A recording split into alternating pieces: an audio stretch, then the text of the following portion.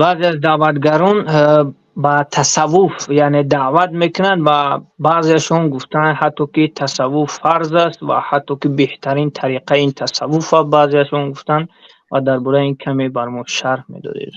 نه، علمایی که حتی مثلا صوفی هستند و قائلی به تصوف دارند، واقعا اگر علم داشته باشم، من مثلا بعضی هاشون علم دارند، گفتند که بدون تصوف، بدون شریعت ما به الله رسیده نمیتونیم، لیکن بدون تصوف ما به الله رسیده میریم. یعنی سخنی اهل تصوف من نقل دارم تا اینکه مثلا آنهایی که صوفی هستند بدانند، میگویند که ما بدون شریعت به الله رسیده نمیتونیم.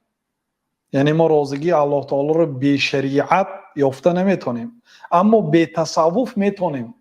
یعنی این سخن صوفی ها هست، ولی که علم دارن.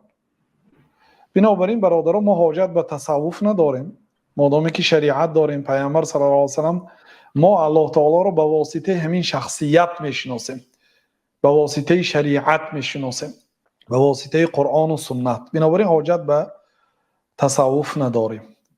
در این باره سه‌تر هست، میتوانید گرفته گوش اندازید. آیدی تصوف صحبت های ساعت ها هست.